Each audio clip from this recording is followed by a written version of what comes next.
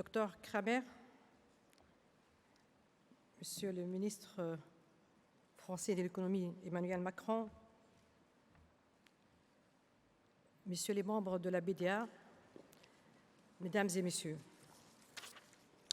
c'est pour moi un grand honneur et un immense plaisir que d'être aujourd'hui parmi vous dans ce prestigieux forum de la Journée des employeurs d'Allemagne. Honneur pour cette opportunité dont je ne remercierai jamais assez mes amis et collègues, l'Association des organisations patronales allemandes, la BDA, de me permettre de m'exprimer face à cet auditoire de référence pour beaucoup de chefs d'entreprise que je connaisse dans mon pays et ailleurs. Plaisir pour l'humble personne que je suis que de porter ici, dans l'un des temples de l'entreprise, la voix de l'entreprise tunisienne, mais aussi les couleurs de la Tunisie, pays de mes profondes origines, de mon cœur et de mon combat. Et je voudrais ici saluer tout particulièrement, du fond du cœur, la chancelière Madame Angela Merkel, qui a été parmi les premières personnalités à m'avoir adressé ses félicitations suite à l'attribution du prix Nobel au quartet tunisien. J'avoue que je porte à cette grande dame une estime et une considération toute singulière pour son histoire, pour son engagement, mais aussi et surtout pour son humanisme désormais légendaire. Je m'en réjouis personnellement de sa présence et j'ai envie de dire à mes amis de la BDA la chance qu'ils ont d'avoir cette grande dame, les honorer de sa participation à ce superbe événement, la Journée des employeurs d'Allemagne. Qu'elle en soit vivement et chaleureusement remerciée. Mesdames et Messieurs, c'est également une chance pour moi de me retrouver ici parmi vous, en présence de M. Emmanuel Macron, ce jeune ministre dont la notoriété a en quelques mois dépassé les frontières de l'Hexagone pour son dynamisme, c'est certain, mais probablement aussi pour sa conception de la direction des affaires économiques dans un monde où des lignes rouges semblaient, jusqu'à une période très récente, infranchissable. Pour l'image qu'il transmet auprès des jeunes porteurs de projets, pour les initiatives qu'il entreprend en faveur de l'économie française et dont l'impact nous interpelle en tant que voisins, partenaires et amis de la France, je voudrais lui rendre un hommage particulier, si vous le permettez. Mesdames et Messieurs, ces émotions qui me traversent à l'instant ne sauraient, hélas, masquer le chagrin qui m'habite intérieurement face au drame que traverse l'humanité. Paris, Beyrouth, Sousse, Sharm el-Sheikh, Damas, Bamako ont été ces derniers temps les théâtres de tragédies, de barbarie et d'atrocités commises au nom de l'islam.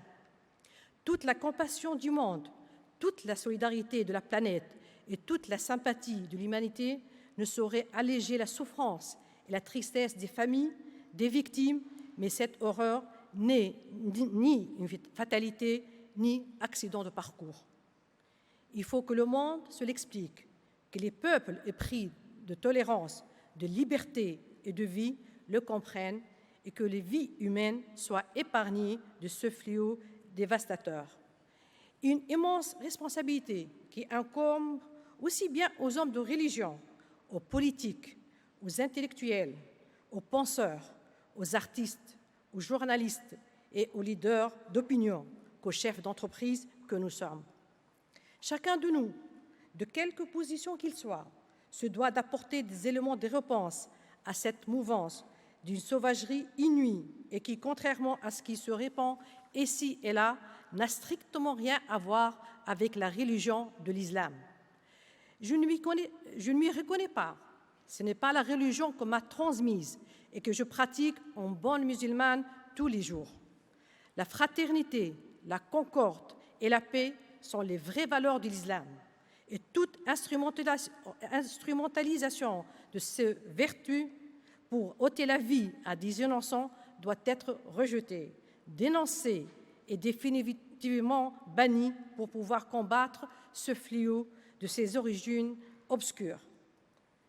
Mesdames et Messieurs, depuis quelques années, notre monde vit une crise économique, sociale et culturelle profonde, sans précédent, marquée par l'apparition d'inégalités, d'exclusion et d'injustices dans les quatre coins de la planète. Et les conflits qui s'éternisent au Proche-Orient, en Afrique et en Asie n'ont fait qu'amplifier la prolifération de la violence, de l'extrémisme et de la haine et servent désormais de moyens de pression pour terroriser des populations innocentes et prendre en otage le droit des peuples à la dignité, à la justice et à la liberté. Les nombreuses initiatives internationales entreprises sous des formats divers n'ont pratiquement abouti à rien, si ce n'est une accumulation d'interférences, d'incompréhension et de blocages. C'est tout ce que l'on a voulu éviter en Tunisie. Il y a 2 ans de cela, à un moment où le pays allait sombrer dans la violence, la division et le saut dans l'inconnu. Après une révolution dite propre à telle enseigne qu'elle est qualifiée de révolution du jasmin par nos amis de l'Occident. La transition vers la démocratie se fait dans la douleur avec l'élection d'une assemblée constituante chargée de l'élaboration d'une nouvelle constitution et la formation d'un gouvernement de transition pour la gestion des affaires plutôt courantes du pays. Dès lors, le débat politique s'engouffre dans des thématiques idéologiques en rupture avec les attentes des citoyens, entraînant du coup un fléchissement de l'activité économique, des tensions sociales, un délabrement des services publics, une absence de la sécurité et une recrudescence de la violence. Face à l'impatience de la population, l'improvisation des acteurs politiques et manifestement leur manque d'expérience allait alimenter des tiraillements politiques menant en cause la stabilité du pays et les nobles valeurs du peuple tunisien. La situation s'envenime au point on tend à la dérive et au chaos suite à 2 attentats politiques en l'espace de quelques mois, rajoutant de l'huile sur le feu sur une scène politique tendue par les polémiques et les surenchères. C'est alors que constant l'imminence d'un réel danger sur le pays, déjà fragilisé par le doute et l'incertitude, que les partenaires sociaux, l'UTICA et le JTT, le syndicat des travailleurs, engagés par ailleurs sur une réflexion commune sur un pacte social, se retrouvent à partager le même diagnostic sur la situation politique et sociale du pays. Fortes de leur histoire et confortées par leurs bases respectives, elles tentent l'initiative de la dernière chance, celle de réunir autour de la même table l'ensemble des acteurs politiques. Il fallait trouver par le dialogue, et rien que par le dialogue, un consensus sur une feuille de route avec des objectifs clairs et un échéancier précis. L'initiative a gagné rapidement en crédibilité que 2 autres organisations de la société civile, et non des moindres, la Ligue des droits de l'homme et l'Ordre des avocats, se joignent au projet et que l'opinion publique, toutes composantes confondues, soutiennent de toutes ses forces la démarche. Commence alors un lent et difficile processus de consultation, de concertation et de rapprochement des antagonismes autour d'une seule et même finalité, préserver l'intérêt national et sauver le pays d'une catastrophe annoncée. Les prémices d'une guerre civile étaient réunies. Notre leitmotiv était on ne peut plus simple, nous sommes tous dans la même barque et la moindre tempête pouvait tout emporter sur son passage. On n'avait, à proprement parler, pas de droit à l'erreur, ni à l'approximation face à des interlocuteurs politiques difficiles à manœuvrer, eux qui sont, vous vous en doutez bien, si bien aguerris à l'exercice.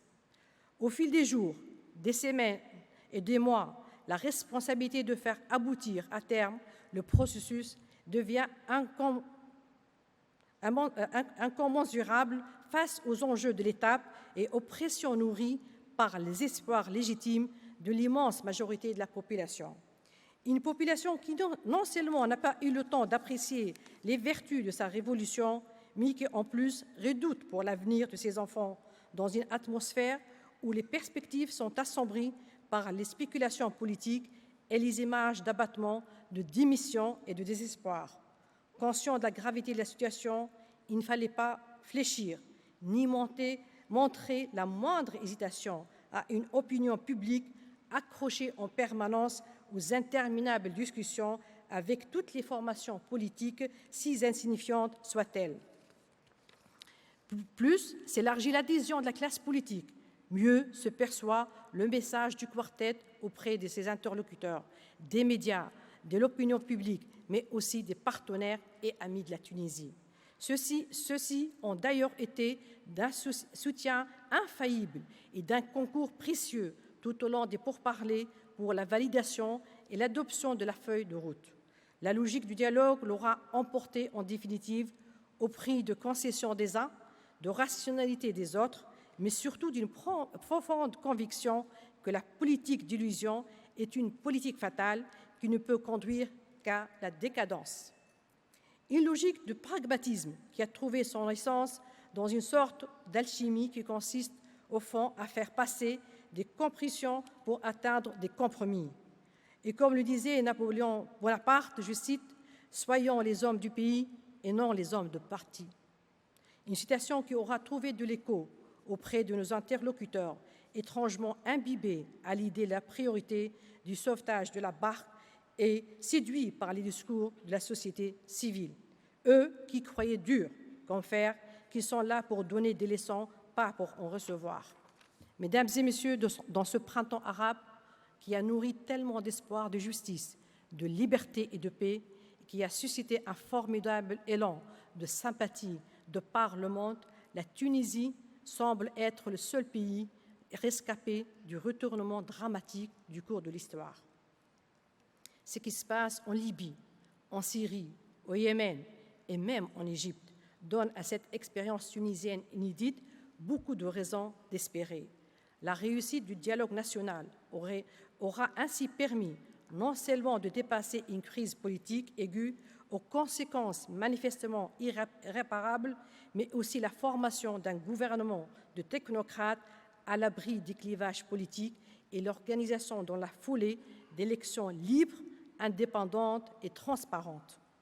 Maintenant que les institutions de la République sont définitivement fondées par la volonté du peuple et le verdict des urnes, on peut, sans risque de se tromper, dire que le plus dur aura été dépassé.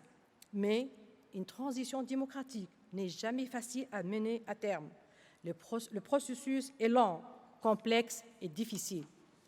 La gratitude populaire et nationale et la reconnaissance internationale ont certes conforté l'approche que nous avons adoptée, mais il reste beaucoup de chemin à faire.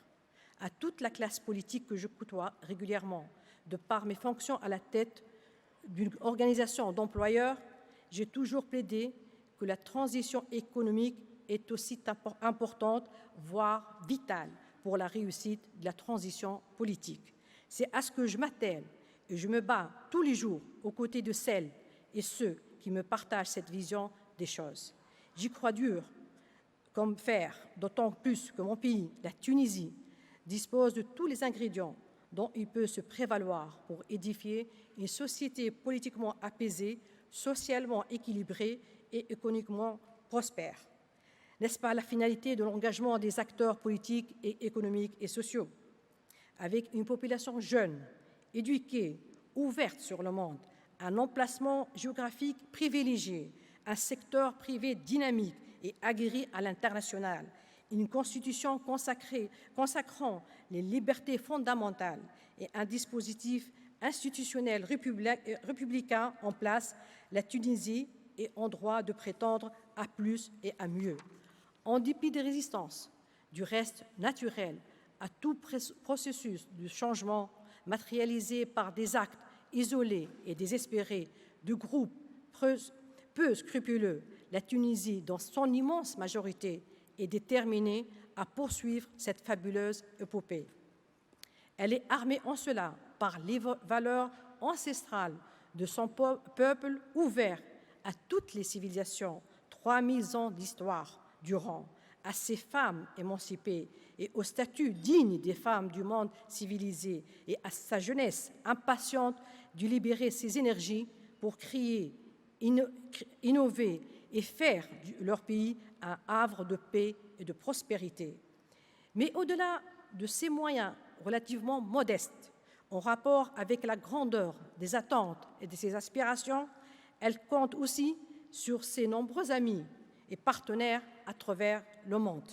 Je m'en réjouis de la position de certains pays européens amis de longue date, de la Tunisie, la France, l'Allemagne, l'Italie, la Belgique, les Pays-Bas, l'Espagne et la Suisse, pour ne citer que ceux-là, qui ont cru aux chances tunisiennes et n'ont jamais failli au devoir de partenariat et de solidarité.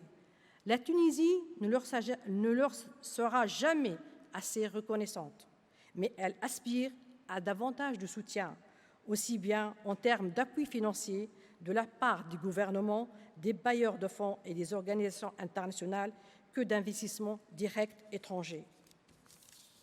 C'est cela que dépendra la réussite de son processus de transition.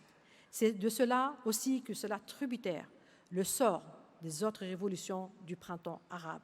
Cette bougie dans l'obscurité, ne l'éteignez pas, maintenez-la allumée. Elle peut faire des émeutes. Il y va de l'intérêt de la Tunisie, bien sûr, de ses voisins et de ses partenaires et amis que vous êtes. Je vous remercie de votre attention.